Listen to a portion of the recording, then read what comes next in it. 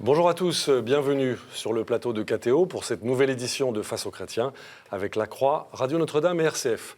Notre invité aujourd'hui, ancien président de la République, président du Parti Les Républicains, Nicolas Sarkozy. Monsieur le Président, bonjour. Bonjour, Merci d'avoir accepté. Merci de m'avoir invité. Notre invitation. Alors nous allons vous interroger, vous le savez, sur une actualité lourde et chargée, les attentats de Bruxelles, la crise des réfugiés, la crise de l'Europe, la loi sur le travail qui est présentée aujourd'hui en Conseil des ministres. Et puis vous-même, vous avez une actualité chargée. Je rappelle que vous avez publié ce livre, La France pour la vie, aux éditions Plomb, qui connaît un réel succès de librairie. Vous avez été reçu au Vatican par le pape François au début de cette semaine. Vous étiez auparavant en Côte d'Ivoire, un pays également touché par les attentats. Et puis la Cour de cassation vient d'ouvrir la voie à un possible procès vous concernant. Et enfin, vous êtes le seul à savoir si un jour vous serez ou non candidat à la présidence de la République en 2017. Sur toutes ces questions-là, vous serez interrogé par Laurent de Boissieu pour La Croix. Bonjour. Par Louis Dauphren pour Radio Notre-Dame. Bonjour. Et par Romain Mazneau pour RCF. Bonjour. C'est Louis Dauphren qui vous pose la première question. C'est Laurent de Boissieu, pardonnez-moi, Laurent de Boissieu, pour la Croix. Monsieur le Président, après la France, après la Côte d'Ivoire et malheureusement d'autres États, la Belgique a été ensanglantée par un attentat. Faut-il malheureusement s'habituer à cette menace terroriste ?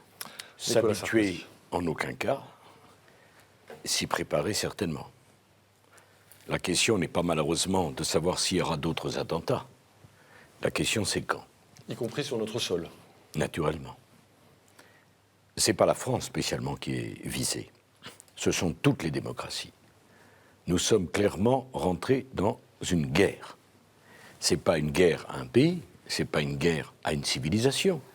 C'est une guerre à toutes les démocraties, à toutes les civilisations, à toutes les conceptions, à toutes les valeurs humaines.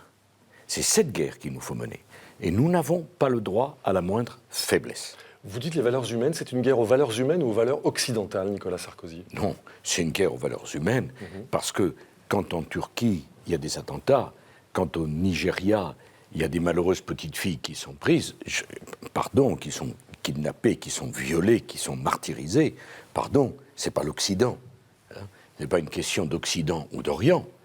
D'un côté, il y a des barbares sanguinaires qui dévoient la religion au nom de laquelle ils prétendent parler, ce sont des assassins, et de l'autre, il y a l'ensemble des valeurs humaines autour de la planète, il y a l'ensemble des civilisations, car il y en a plusieurs, c'est pas simplement la civilisation européenne, c'est nous tous qui croyons dans les valeurs humaines, dans l'unicité de la vie, dans le respect de la vie, dans un certain nombre de respect de comportements et de codes qui sont bouleversés par une bande d'assassins. Et il faut bien le comprendre. Et il n'y a pas d'autre choix quand on fait la guerre, quand vous faites la guerre, que de la mener pour la gagner. Alors nous allons revenir sur cette question, évidemment. Romain Mazneau, RCF. Alors justement, dans la guerre contre le terrorisme, quelles sont les 2 ou 3 priorités ? On parle du PNR européen, ce registre européen des données des passagers aériens, d'une brigade européenne de traque des terroristes aux frontières de l'Europe. C'est quoi les 2-3 priorités ? D'abord, la première priorité, c'est d'être suffisamment lucide pour comprendre qu'on est dans une guerre. Et déjà, cela, ça serait un premier progrès. Vous voulez dire que cette lucidité n'est pas partagée par tous ? Certaines personnes ne sont pas d'accord avec cela. C'est leur droit. Mais je pense que c'est une faute. Deuxièmement, il faut nommer l'adversaire. L'adversaire, c'est le djihadisme. C'est l'État islamique. C'est l'extrémisme dans ce qu'il a de plus barbare et de plus sanglant. Ensuite, il faut mener une guerre à la fois externe, éradiquer l'État islamique. Il faut arrêter d'ailleurs de l'appeler Daesh, l'État islamique. Il faut l'éradiquer. Et une guerre interne, ceux de nos compatriotes ou ceux qui sont sur notre sol et qui partent faire le djihad, leur place, c'est soit être en prison et aller après dans un centre de déradicalisation, soit d'être expulsés. Il ne faut pas que la main tremble. On gagnera si nous sommes déterminés. Les démocraties ne peuvent pas se permettre la faiblesse.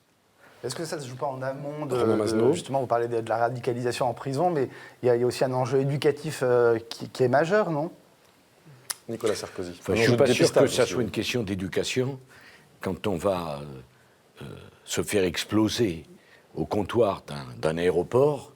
Je ne suis pas sûr que si c'est barbares qui font ça à des innocents et à eux-mêmes, ça soit un problème d'éducation, un problème de santé mentale, un problème de perversion. Et nous ne pouvons pas accepter des comportements de cette nature. Et par ailleurs, il faut rajouter autre chose, il faut aller beaucoup plus vite. Le PNR dont on parle, qui est auquel s'oppose le Parlement européen pour l'instant. Enfin, qui est un système de fichiers qui permet, pour faire simple, Fichier des passagers, oui. de suivre le passager.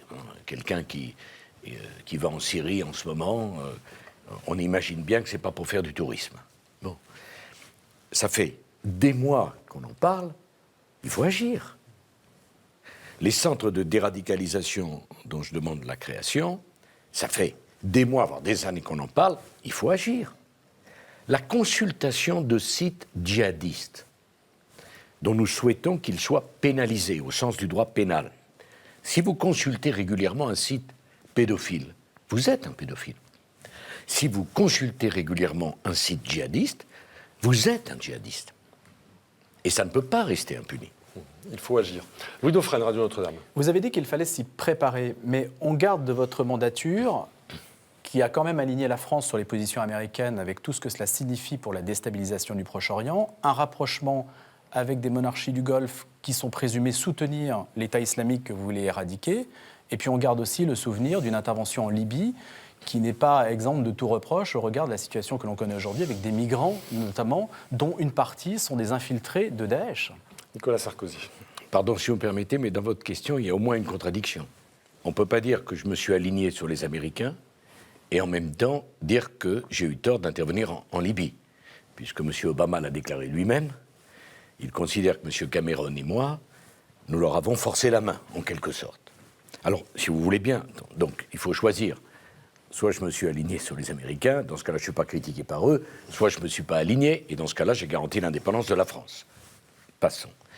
Et d'ailleurs, de mon point de vue, c'est M. Hollande qui s'aligne sur les Américains en se fâchant pour des raisons incompréhensibles avec la Russie, alors que l'unité de l'Europe et de la Russie est absolument vitale, notamment pour trouver une solution avec la Syrie. Si vous voulez bien, revenons sur la Libye. Allez-y. Je m'adresse à des médias chrétiens, où les valeurs de la vie et les valeurs humaines, ça compte. Ici, vous défendez une idée parfaitement respectable, qui est chaque vie est un trésor.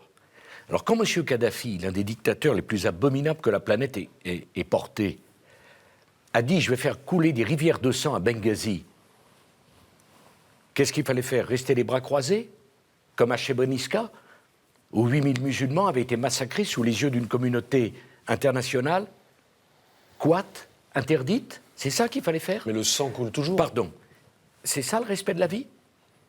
J'ajoute qu'à ma connaissance, la Libye, c'est la Méditerranée. La Méditerranée, c'est notre jardin, c'est notre banlieue. Si ça explose en Méditerranée, ça explosera chez nous. Il y a 720 km de distance entre Tunis et Nice. Nous sommes intervenus. 54 pays, dont la Ligue arabe et les pays arabes qui étaient à nos côtés. Et Kadhafi a dû quitter le pouvoir. Qu'est-ce qui s'est passé ensuite? Pour la première fois, il y a eu des élections libres en Libye. La première. Qui les a gagnées, monsieur? En juillet 2012. Les modérés.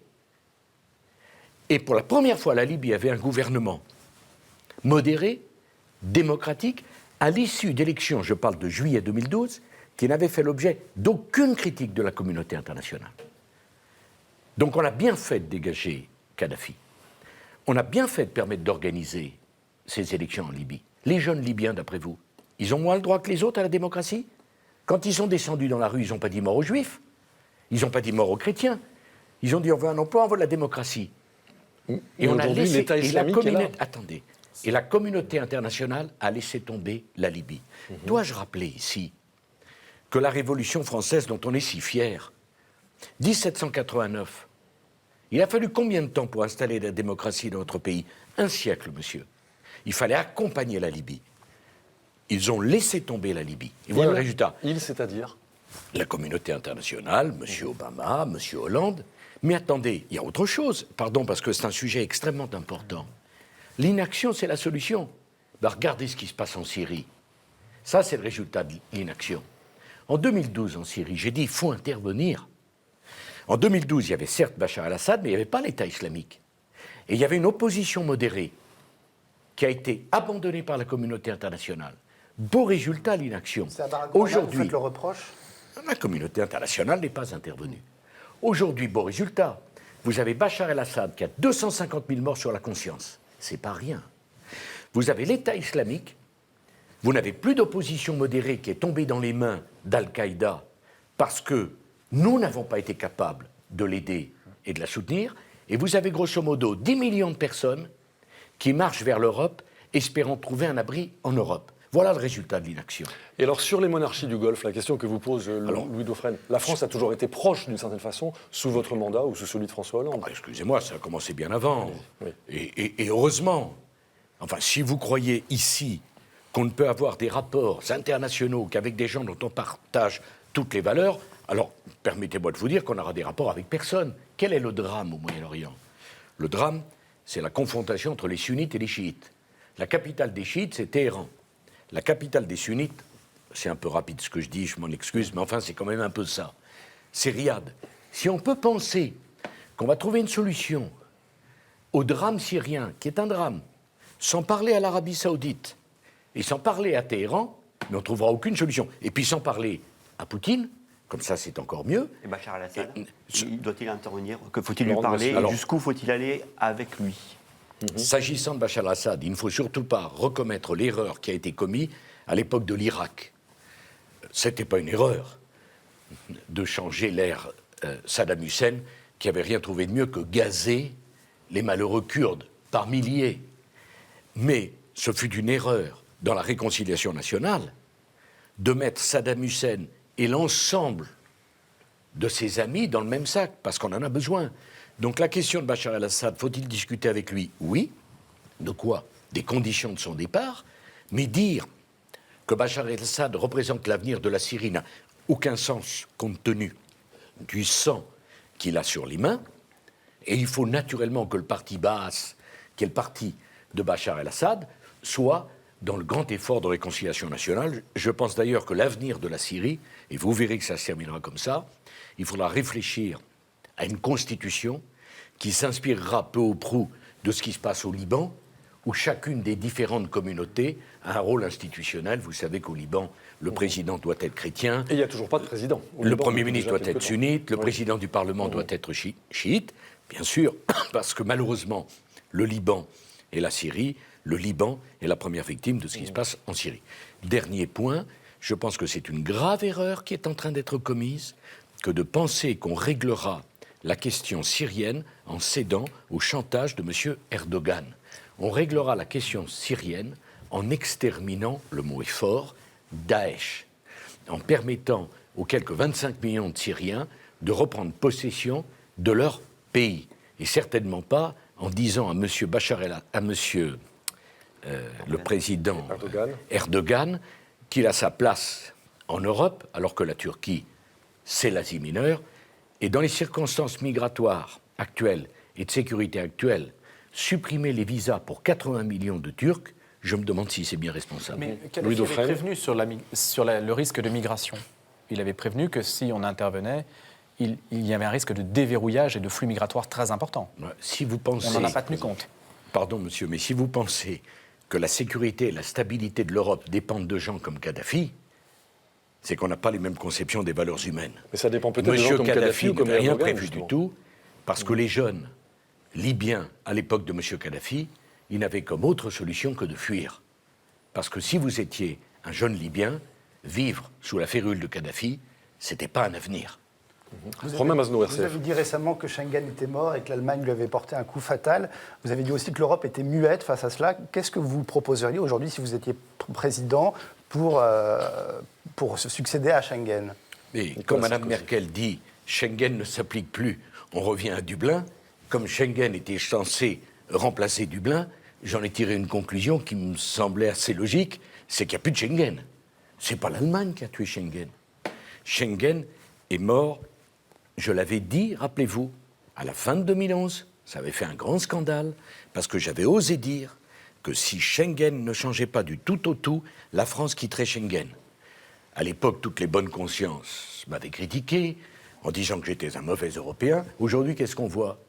Schengen est mort pour une raison simple. C'est qu'on ne peut pas abaisser les frontières entre les pays européens sans s'être donné la peine au préalable d'établir les conditions d'une politique migratoire commune. Si les allocations sociales données aux étrangers, légaux ou illégaux, ne sont pas les mêmes d'un pays à l'autre, vous créez les conditions d'un dumping social. C'est tellement évident. J'ajoute une autre chose. Je crois à la liberté de circulation. Mais la liberté des circulations des Européens en Europe, je ne vois pas au nom de quoi ça doit signifier la liberté de circulation des extra-communautaires en Europe. Mais concrètement, comment vous faites à une frontière ? Laurent de Boissieu. C'est-à-dire vous rétablissez un contrôle et puis vous laissez passer ceux qui sont communautaires et ceux qui sont extra-communautaires. Comment vous faites Pratiquement. concrètement ? D'abord, j'ai Nicolas toujours, Sarkozy. pour moi, j'ai toujours pensé que les frontières, ça rassure. Que c'est pas un problème. Vous savez, vous êtes locataire, vous êtes propriétaire de votre logement. Vous avez un titre de propriété, vous avez un bail de location. Vous êtes assuré de l'endroit où vous habitez. Donc celui qui vient de l'étranger, de l'extérieur, vous le recevez en ami, puisque personne ne conteste votre propriété ou votre location. C'est ça une frontière. Regardez les pays où il y a le plus d'incidents frontaliers, c'est quand il n'y a pas de frontière, justement, parce qu'elle est incertaine. Donc qu'il y ait des frontières et qu'on défende les frontières, ça me paraît normal. Mais pour défendre des frontières ensemble, encore faut-il qu'on applique les mêmes règles. Si vous rétablissez un contrôle à l'intérieur de l'espace Schengen, Mais aux frontières, forcément, ce contrôle jouera aussi bien pour les communautaires que pour les non-communautaires. Monsieur, aujourd'hui, les Belges ont rétabli le contrôle aux frontières avec la France. Et les Allemands, sans nous prévenir, ont rétabli le contrôle aux frontières avec la France. C'est dire la confiance que les gouvernements allemands et belges font aux autorités françaises d'aujourd'hui. Bon, à partir de ce moment-là, on peut parfaitement abaisser les contrôles aux frontières. Mais dans ce cas-là, il faut reporter les contrôles aux frontières nationales, aux frontières de vos voisins, et pour cela, je le répète, avoir une politique européenne commune. Très bien, nous allons revenir sur toutes ces questions. Dans un instant, nous marquons une première pause dans cette édition de Face aux chrétiens avec notre invité aujourd'hui, Nicolas Sarkozy.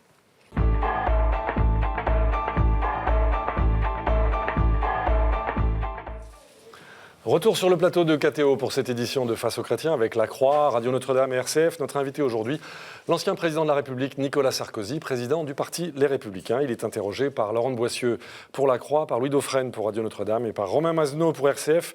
C'est Louis Dauphren qui pose la première question. On se souvient que vous aviez rencontré Benoît XVI. Le discours du Latran avait marqué un point tout à fait important de votre mandature. En tout cas, la laïcité positive a été un objet de discussion très fort.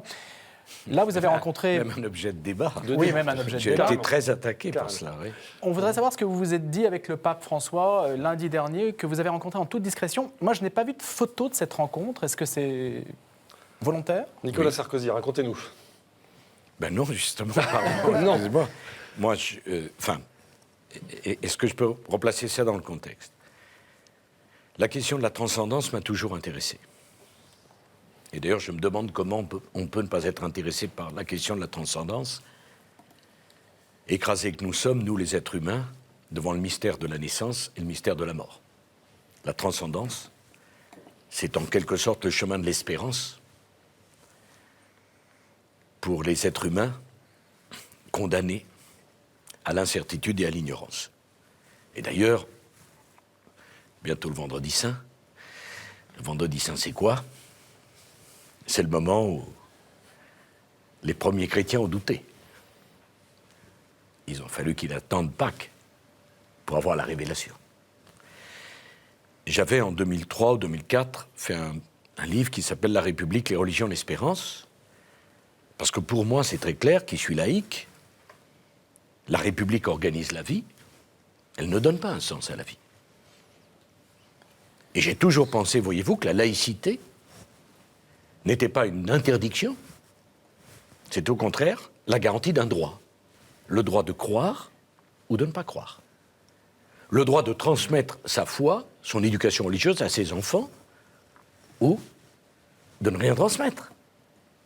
Que la laïcité, c'était le droit reconnu par chacun d'espérer, y compris de refuser cette espérance religieuse. On dit souvent, il ne faut pas faire d'amalgame avec nos compatriotes musulmans. On a parfaitement raison de le dire. Mais il ne faut pas faire d'amalgame avec les religions non plus. C'est pas parce que nous avons un problème avec le djihadisme que tout acte religieux doit être mis dans le même sac. Je ne connais pas beaucoup d'églises, je n'en connais même pas du tout, d'où partent des appels à la mort, à la haine, à la destruction. Le pape François, qui est un très grand pape, parcourt le monde avec un mot à la bouche, la miséricorde. Il veut même organiser le jubilé de la miséricorde. Il pense d'ailleurs que le Dieu qu'il représente, c'est un Dieu de miséricorde. Ça vous paraît une bonne chose, le jubilé de la miséricorde, par ces temps de violence et de franchement, tension extrême? la miséricorde va avec l'espérance. Parce que peut-on espérer d'un Dieu qui ne serait pas de miséricorde? Pardon, excusez-moi, je ne veux pas aller sur Donc un vous terrain avez parlé de tout qui ça n'est avec pas le le pape mien. François? Qu'est-ce que vous êtes venu chercher? Qu'est-ce que vous êtes venu chercher? Monsieur, je ne suis rien venu chercher. C'est pas... Mais même spirituellement. Pardon, il n'y a rien... Enfin, quand on a l'insigne honneur de rencontrer un pape, et j'ai eu la chance de pouvoir beaucoup discuter avec Benoît XVI, qui est un homme pour qui j'ai une très grande admiration et un très grand respect. Et je pense que ce qu'il a fait en démissionnant, en étant lui-même très lucide sur ses propres capacités physiques, est un geste extrêmement fort. Et j'admire le pape François. Mais quand vous êtes reçu par le pape, c'est pas pour demander quelque chose, c'est un honneur. Nous avons effectivement parlé. Il n'y a pas de photo. Je n'ai pas communiqué là-dessus. Pourquoi? Parce que la visite en soi, elle se suffit pour moi. Est-ce que le pape vous a parlé des migrants? Romain Mazenot. On se souvient que sa première visite, ça avait été à Lampedusa. Est-ce qu'il vous a parlé des C'est migrants? un entretien privé. Je ne suis pas le porte-parole du pape. Et je ne trahirai pas sa confiance. Nous avons parlé de beaucoup de sujets. C'était très impressionnant et très passionnant. À la fois à titre personnel et au titre de mon engagement politique. Je crois à aux racines chrétiennes de la France et quand même à ce message du Christ qui, ça fait quand même 21 siècles que ça fonctionne. Et donc c'était pour moi important. Voilà. Je ne veux ni en dire plus, ni en faire plus. Si le pape veut communiquer, dire ce qu'il veut, ça n'a pas été le cas. Naturellement. Mais Boissieu, oui. il faut aussi s'habituer à autre chose, c'est que il faut que dans la vie politique, il y a aussi des moments d'authenticité où on puisse parler, échanger, sans que tout fasse l'objet d'une image, d'une superficialité ou d'une exploitation. Voilà. Alors, c'est tout. Et c'était pour moi un grand honneur d'être reçu par lui. Laurent Boissieu, La Croix. Vous avez des propos très forts tout à l'heure sur le pas d'amalgame et en même temps nommer les choses. Aujourd'hui, en France, quelle est la place que peut avoir un islam de France et notamment, comment faut-il que l'État, vous avez participé, que l'État organise un peu plus les choses, notamment dans la construction. Vous avez été un des... Je n'ai pas participé, je l'ai fait. Vous l'avez fait. Pardon. Mais, certes. Mais faut-il aller aujourd'hui plus loin, et notamment dans la construction, dans l'encadrement des imams, voire dans le contrôle aussi de ce qui est dit dans les mosquées? C'est fantastique, si vous voulez, la perte de mémoire et l'absence de référence historique. L'histoire ne nous apprend pas le passé. L'histoire permet d'éclairer l'avenir. On est passé en France de la catholicité à la laïcité dans la douleur. Je voudrais quand même rappeler ça. Il y a 5000 prêtres de l'Église catholique qui ont été expulsés manu militari. Je peux vous dire qu'aujourd'hui, ça ne se passerait pas comme ça. Grâce à Dieu. Ou à la République. Voilà. Selon le côté où on se parle. Bon, il était interdit de prêcher en breton. Il y a des maires de la banlieue parisienne qui avaient pris des arrêtés municipaux pour interdire le passage de leur collectivité à des prêtres en soutane. Eh bien, le travail douloureux, de l'intégration des catholiques dans la République, ça a été douloureux. Eh bien, il faut que l'islam fasse ce Vous travail. faites le parallèle. C'est le même type de travail douloureux qui doit se faire pour Je ne dis pas les qu'il doit être islams. douloureux parce que, fort heureusement, les choses ont évolué. Mais bien sûr que ce n'est pas évident. J'ai moi-même inventé à l'époque l'expression « islam de France », par opposition à l'islam en France. Nous ne voulons pas l'islam en France. Nous voulons un islam de France, compatible avec notre culture, avec notre mode de vie. J'ai été celui qui a fait voter la loi interdisant le port du voile intégral. Parce que je pense profondément que ce n'est pas une question de non-respect de la liberté individuelle, y compris dans les universités. Mais parce qu'on se trouve dans cette situation invraisemblable où la jeune fille, si on autorise le voile, si la jeune fille qui n'est pas voilée se voit stigmatisée, un comble. Et donc oui, même des jeunes filles adultes, puisque le débat porte là-dessus, sur le voile à l'université. Mais ce sont des adultes. parce que pour moi, Pas seulement le voile intégral. Voilà. non, mais pour moi, la question... Enfin, je vois bien l'argument sur la liberté individuelle, mais qu'est-ce que ça peut te faire? Ça ne me fait rien, naturellement. Mais en revanche, quand le comportement minoritaire devient stigmatisant pour la majorité, il y a un problème considérable. Et dans la situation dans laquelle nous nous trouvons, nous ne pouvons pas accepter de débordement. Ça veut dire que les imams qui tiennent des propos violents doivent être expulsés ou sanctionnés. Cela veut dire qu'à la cantine publique de nos écoles, il n'y a pas de menu confessionnel, ça n'est pas possible. Et cela veut dire qu'on n'est pas voilé au bureau des administrations, qu'on ne porte pas de voile intégrale, parce que pour nous, l'égalité de l'homme et de la femme, c'est quelque chose de très important. Donc, le fait religieux en lui-même ne doit pas être amalgamé à ces comportements sectaires. Pas d'amalgame avec nos compatriotes musulmans, mais pas d'amalgame non plus entre toutes les religions. Je ne vois pas beaucoup de synagogues où on lance des appels à la haine. J'en vois même pas du tout.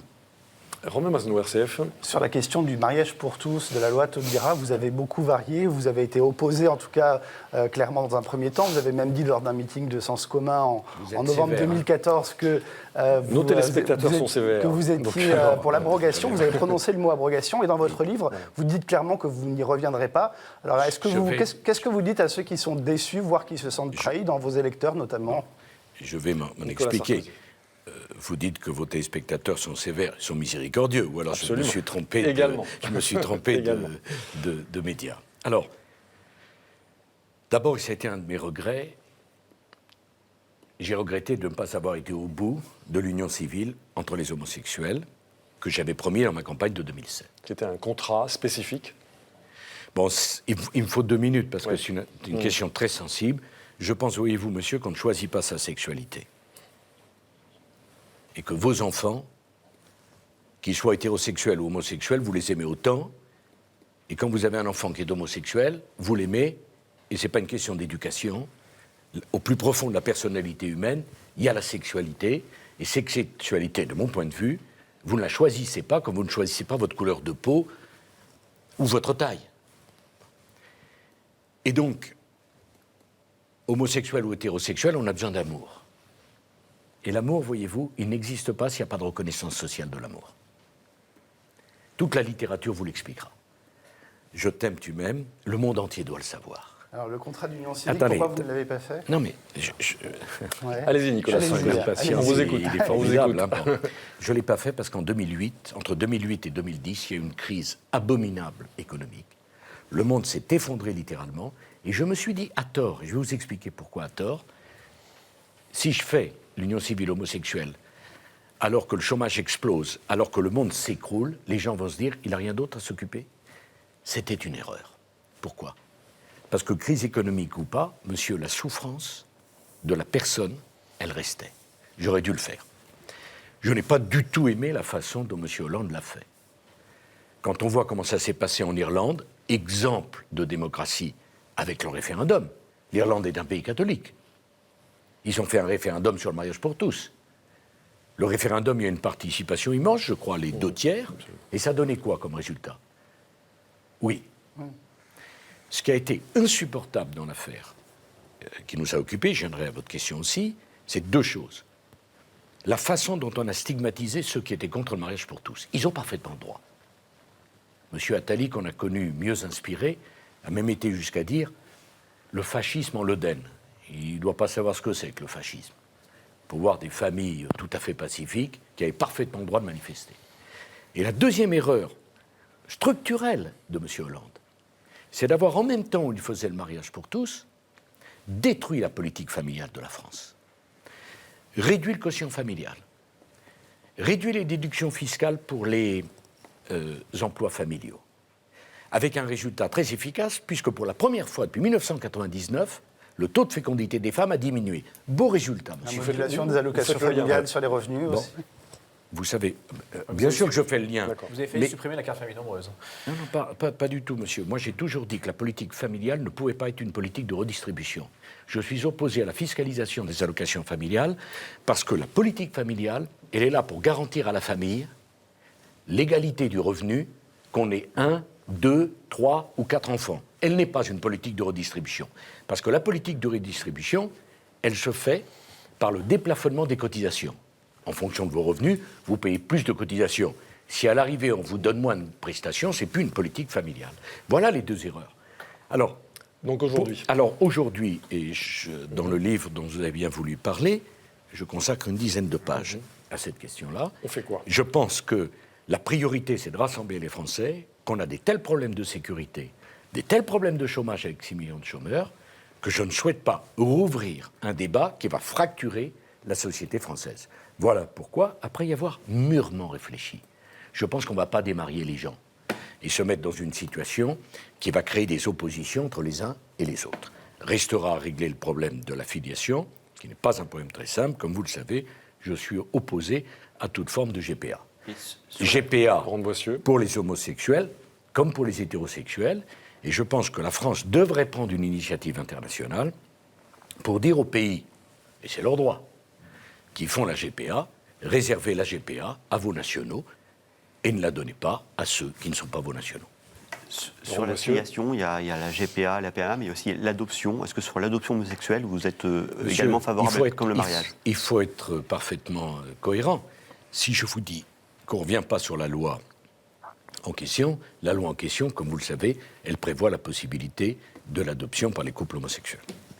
Une dernière question, Nicolas Sarkozy, avant de terminer cette deuxième partie. Le cardinal Barbarin est aujourd'hui au cœur d'une affaire très difficile.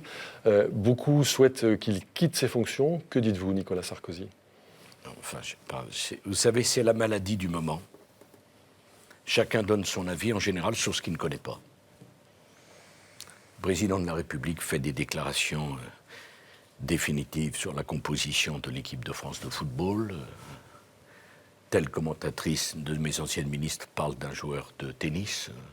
Le Premier ministre donne son avis sur la nomination des cardinaux ou des évêques. Tout ça me paraît absolument invraisemblable. Qu'est-ce qui reste de tout ça? La pédophilie. Les familles ont le droit à la vérité. Et moi, je me mets à la place des victimes et des familles, si j'étais dans leur situation. À la souffrance, on ne peut répondre que par la vérité. C'est un droit. Et c'est eux qui sont prioritaires. Quant à Monseigneur Barbarin, les dernières déclarations qu'il vient de faire montrent qu'il est un homme qui a compris cela. Voilà. Pour le reste, il y a un pape, je l'ai rencontré, mais je ne suis pas à sa place. Bien loin s'en faut. Voilà. Et j'ajoute que espèce de déferlement de l'actualité qui tombe sur une personne, qui tranche, qui juge, qui exécute, et puis qui oublie, c'est bien éloigné des valeurs humanistes que nous portons les uns et les autres. Très bien, nous allons marquer une nouvelle pause dans cette édition de Face aux chrétiens. Nous nous retrouvons dans quelques instants avec notre invité, Nicolas Sarkozy. À tout de suite.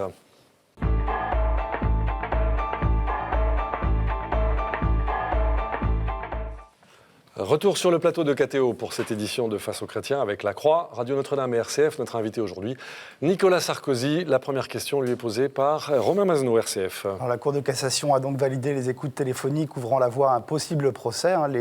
Le parquet financier et les juges doivent encore décider d'ouvrir un procès ou de prononcer un non-lieu. Est-ce que ça pourrait changer la donne et vous faire renoncer à la primaire, par exemple? Nicolas Sarkozy. Bon, je ne veux pas m'étendre sur le sujet, mais enfin, il faut être précis. D'abord, qu'a dit la Cour de cassation? Elle a fait quelque chose qu'elle ne fait jamais. Elle a annulé la perquisition à la Cour de cassation. Je n'ai pas souvenir d'avoir vu une perquisition annulée. C'est donc bien qu'il y avait un problème. Annulé. Annulé. Deuxièmement, il y a une procédure qui est en cours. Je n'ai pas plus de droits que les autres, je n'ai pas moins de droits que les autres. J'avais eu l'occasion de faire à l'époque dans le Figaro une tribune où je disais ce que je pensais, notamment de l'engagement politique au sein de la magistrature. d'une des personnes. Vous savez, depuis 4 ans, je suis bien habitué à tout ça. Bien habitué à tout ça. Je me suis fait une raison. Il faut être calomnié, et puis après on est blanchi. Parce que rien ne peut empêcher la vérité. Rien. Et depuis 4 ans, qu'est-ce qui reste? Au fur et à mesure, tous les dossiers qui ont été montés s'écroulent, s'effondrent. Il faut avoir confiance dans la vérité. Et je le dis devant des médias chrétiens. Ça va faire pchit. Je n'aime pas cette expression, monsieur. Parce que pour moi, ce n'est pas un sujet de plaisanterie. J'ai eu plus de 80 heures d'interrogatoire. Qu'est-ce qu'il en est sorti? À chaque fois, j'en suis sorti blanchi. Et il sera pour ce dossier comme pour les autres. Voilà. Je ne veux solliciter aucune attention particulière. Mais je peux vous dire une chose. Je suis serein parce que je sais que je n'ai rien à me reprocher. Et beaucoup de gens le savent. Tout le monde le sait. Et vous me demandez si je suis déterminé? J'espère qu'après 50 minutes avec moi, vous avez compris que j'étais déterminé. Laurent de Boissieu, La Croix. Donc vous êtes serein, j'en déduis que ça n'influera pas sur votre choix ou non d'être candidat à la primaire. Vous êtes aujourd'hui président du parti Les Républicains, qui est le principal parti d'opposition parlementaire. Le second parti d'opposition parlementaire, l'UDI, vient de décider de ne pas participer à cette primaire. Est-ce que vous le regrettez et est-ce que vous pensez porter une partie de responsabilité dans ce refus de votre partenaire naturel de participer à votre primaire? Nicolas Sarkozy. D'abord, je suis président d'une famille qui est réunie. En quelque sorte, le chef de l'opposition. On a gagné les départementales. 99% de candidatures communes. On a gagné les élections régionales. 100% de candidatures communes. Pourquoi changer une stratégie qui gagne? Il peut y avoir dans la vie politique une petite agitation du moment. Ça ne change rien, les lignes de fond. Nous devons être ensemble, au coude à coude. Pourquoi? Parce qu'il y a le Front National au niveau où il est.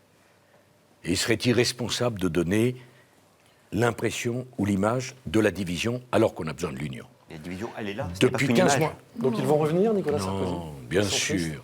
Depuis 15 mois, je fais en sorte qu'on rassemble la famille politique qui est la mienne et qu'on rassemble l'opposition. Et moi, je crois toujours qu'il faut faire confiance à l'esprit de responsabilité des uns et des autres. Il y a toujours un peu de tension à un moment ou à un autre pour faire monter les enchères. Mais sur le fond, qui peut dire qu'on a les moyens d'avoir une candidature républicaine à la présidentielle, une candidature de l'UDI, une candidature des uns et des autres? Il est venu le temps que chacun pense un peu plus au pays et moins à soi-même. Et je suis sûr qu'on y arrivera. Donc vous êtes confiant dans l'unité retrouvée? Donc l'UDI participera à la primaire de novembre, finalement, et cette si je primaire vous suis bien. restera une primaire de la droite et du centre? D'ores et déjà, j'ai vu la candidature d'un centriste, M. Arthuis. On aura à en débattre. J'ai vu les déclarations d'Hervé Morin, qui souhaite que sa famille politique participe. Je suis sûr que le bon sens finit toujours par triompher. C'est comme la vérité, ça. Louis Dauphren, Radio Notre-Dame. Dans la mesure où Emmanuel Macron a séduit une partie de la droite par des initiatives que vous auriez pu prendre, dans la mesure où le Front National occupe presque tout l'espace identitaire, si on peut dire, qu'est-ce qui reste en fait au parti qui se trouve au milieu? Sur quoi? Quelle est votre marge de manœuvre et sur quoi allez-vous faire campagne? C'est formidable que vous me demandiez ça. Nicolas Sarkozy. Dimanche dernier, il y a eu 3 élections législatives partielles. 3. Quel est le parti qui est arrivé en tête? Les Républicains 3 fois. Le candidat des Républicains dimanche dernier, qui a fait le moins bon score, monsieur, 62%. Sur les 3 circonscriptions, à 2 reprises, le candidat de la gauche n'a pas fait assez de suffrages pour être qualifié au 2e tour. À Madame Le Pen, quelle région a-t-elle gagné? Aucune. Quel département a-t-elle gagné? Aucun. La seule alternative à la gauche, ce sont les Républicains qui l'incarnent. C'est ce qui fait peser sur nos épaules une lourde responsabilité. Et c'est ce qui nous interdit la division, les chamailleries, les bagarres. Vous me dites, M. Macron, extraordinaire, pouvez-vous me dire les initiatives concrètes qu'il a prises? M. Macron dit des choses qui sont exactement le contraire de ce que fait le gouvernement dans lequel il est. Donc la question à se poser, c'est que fait M. Macron dans ce gouvernement? Serait-il à sa place chez vous? Écoutez, pour moi, dans notre famille politique, Il faut des gens de conviction. Quand vous êtes dans un gouvernement qui fait le contraire de ce à quoi vous croyez, c'est pas forcément que vous avez des grandes Donc il y convictions. aura un doute sur la fiabilité de la personne. Romain Masneau. Si vous êtes candidat aux primaires, est-ce que vous quitterez la présidence du parti Les Républicains ? Ben, si je suis candidat un jour, je viendrai vous l'annoncer. Et par ailleurs, que ce soit moi ou un autre, c'est prévu dans les statuts qu'à la minute où le président des Républicains est candidat, il doit quitter la présidence du parti, ce qui fait d'ailleurs peser sur mes épaules une autre responsabilité. Si je m'en vais maintenant, on met une direction provisoire, je ne suis pas sûr qu'on y gagnera en unité. Donc je dois penser au collectif, à l'ensemble de la famille, avant de penser à mon cas personnel. Si Louis vous Dauphren. perdez les primaires, est-ce que vous vous présenterez quand même? Nicolas Sarkozy. Mais attendez, ça veut dire, vous anticipez ma candidature, je vous remercie. qu'on y est. C'est une Je vous double remercie. anticipation. Je vous remercie, s'il est très miséricordieux, lui aussi. Je vous remercie. La règle des primaires, elle est la même règle pour tous. Celui qui ne gagne pas la primaire aide celui qui la gagne. C'est normal. Ça s'appelle la droiture, ça s'appelle la loyauté, et ça s'appelle quelque chose d'important. Donc Le vote respect sera de la parole donnée. représentatif. De toute façon, le vote sera représentatif et suffisant. Mais qui peut croire le contraire? Qui peut croire le contraire? Personne.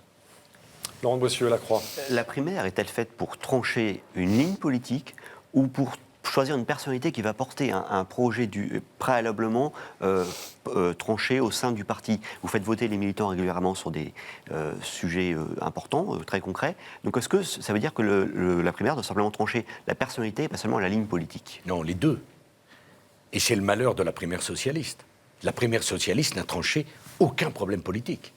Donc M. Hollande a été élu sur les mensonges de 2012. Et quand vous mentez pendant la campagne, vous pouvez gagner, parce que la campagne c'est court. Mais vous ne pouvez pas réussir votre quinquennat. Et c'est ce qui se passe pour M. Hollande. Et donc, la seule stratégie possible, vous m'entendez, la seule possible, c'est celle qui consiste à tout dire avant, pour que ceux qui nous regardent ou nous écoutent sachent que nous ferons tout après. Mais vous êtes opposé aux ordonnances, vous l'avez dit. Opposé, c'est pas ça. Il y a un Pas débat. une bonne méthode. Mais écoutez, il y a deux raisons à cela. Quelle est la dernière fois que des ordonnances ont été prises? 1995, M. Chirac et M. Juppé. Elles ont conduite à quoi? À la réforme? Non, au retrait du projet. Pour une raison simple. C'est que les ordonnances, vous les faites voter en juillet, mais il faut les faire ratifier en décembre. Donc pourquoi faire voter en décembre alors que vous avez des problèmes, forcément, ce que vous auriez pu faire voter en juillet? J'ajoute que depuis l'inversion du calendrier, les législatives suivant la présidentielle, c'est assez difficile de dire à des parlementaires ou à des Français, donnez-moi, moi président de la République, une majorité pour gouverner, et la première décision que vous prenez, c'est de dire à cette majorité, je vous retire le pouvoir que j'ai demandé aux Français de vous confier. Ça n'a pas beaucoup de cohérence. Il nous reste très peu de temps. Louis Dauphren, Radio Notre-Dame. Vous avez dit tout à l'heure, quand on s'aime, il faut que ça se sache. François Hollande a largement été élu sur un effet de répulsion de Quand on vote. s'aime, il faut que ça sache. Oui, Non, j'ai tout pas à l'heure, dit vous avez dit ça. exactement Non. La reconnaissance sociale. Oui, de la l'Union, reconnaissance vous avez sociale. évoqué. Non, mais c'est Voilà. par dérivation. On pourrait dire que François Hollande a été élu par un effet de répulsion. Comment voulez-vous vous faire aimer des Français pour rassembler justement au-delà de votre propre camp? Nicolas D'abord, Sarkozy. si vous aimez les grands auteurs, Anna Karanine a tout dit sur le sujet. Dans son histoire d'amour, je crois, avec Vronsky, l'amour n'est pas fait pour être caché. Il y a une reconnaissance sociale, c'est pourquoi le mariage, qui est un des celui devant Dieu, mais le mariage civil est aussi important. Il y a une reconnaissance sociale. C'est d'ailleurs la différence entre l'amour et le désir, mais c'est sans doute un autre sujet. Vous employez des mots très forts, monsieur. Et je ne suis pas persuadé que vous en mesurez la portée. J'ai été battu en 2012. Avec combien? 48,5%. C'est suffisant pour être battu. Mais s'il y a de la répulsion avec près d'un Français sur deux, qu'est-ce que vous auriez dit dans les autres cas de figure? Donc, peut-être pouvons-nous nous hisser au-dessus d'un débat politique qui se réduit à la caricature. Regardez donc ce qui se passe dans tous les pays. Partout, la pensée unique, celle-là par exemple, est rejetée. En Espagne, en Grèce, en Italie, aux États-Unis, aujourd'hui. Donc, lisez un peu moins les sondages, écoutez un peu plus les Français. Car au fond, c'est eux qui vont décider. Romain Et faites Masneau. attention avec les mots. Moi, je ne dirais pas les médias évoquent une répulsion. Soyons tous les uns et les autres plus attentifs à notre vocabulaire. Romain Masneau, RCF. Vous dites dans votre livre que vous êtes convaincu aujourd'hui qu'il y a une vie après la politique. Est-ce que vous pourriez servir la France autrement qu'en étant président? Mais il y a même une vie avant. Je vais vous faire une confidence, mais terrible. J'ai 61 ans. Dans ma tête, j'en ai 18. Mais j'ai 61 ans. Vous savez que j'ai vécu plus longtemps sans être président de la République que président de la République? Mais vous avez toujours fait de la politique, Nicolas Sarkozy. Je n'ai pas fait du tout que ça. Vous avez commencé très jeune. C'est pas un défaut. J'ai une passion, moi. Mais je vous assure, la période 2012-2014, où je ne faisais plus de politique, j'ai une famille que j'aime et qui m'occupe beaucoup. J'ai un métier. J'adore voyager. Je suis un passionné de la vie. Donc ne croyez certainement pas que je réduis la vie à la politique. Alors, je me suis posé la question, je le dis dans mon livre.